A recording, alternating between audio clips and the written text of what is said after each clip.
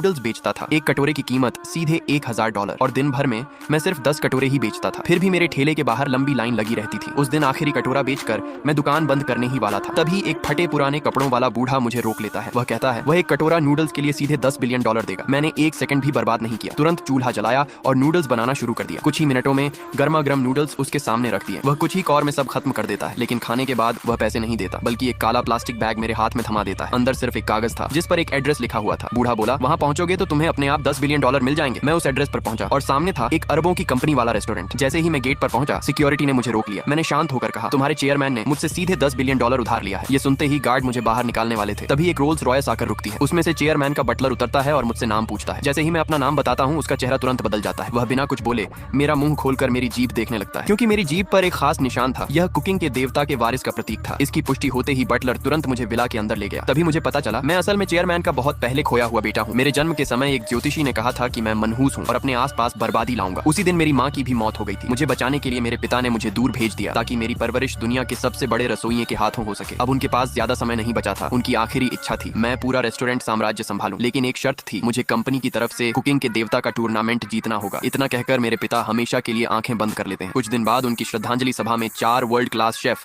अपने अपने खास डिश लेकर आते हैं। जैसे ही बटलर घोषणा करता है कि मैं नया चेयरमैन हूँ, चारों शेफ इस बात का विरोध कर देते हैं। मैं उनसे बहस नहीं करता, बस उनकी एक डिश का एक कौर लेता हूँ और अगले ही पल उसे थूक देता हूँ। फिर शांत होकर कहता हूँ, तुमने इसे 3 सेकंड ज्यादा पकाया है और इसमें 0.2 ग्राम नमक ज्यादा है। ये सुनते ही चारों शेफ सन्न रह जाते हैं। उनमें से एक गुस्से में कहता है, सिर्फ कमी निकालने से कुछ नहीं होगा, अगर इतना ही आता है तो खुद बनाकर दिखाओ। मैं बिना एक शब्द बोले बटलर को इशारा करता हूँ और अपनी बनाई हुई डिश मंगवाता हूँ। जैसे ही ढक्कन उठता है, सबको ऐसा लगता है जैसे एक सुनहरा ड्रैगन हवा में उड़ रहा हो, लेकिन जैसे ही भाप हटती है, प्लेट में सिर्फ एक सिंपल अंडा फ्राइड राइस होता है। मैं हल्की मुस्कान के साथ कहता हूँ, इसका नाम है कुकिंग के देवता का फ्राइड राइस। चारों शेफ थोड़ा हिचकिचाते हैं, फिर एक एक कौर लेते हैं और अगले ही पल उनके चेहरे बदल जाते हैं। वे पूरी तरह मेरी काबिलियत मान लेते हैं।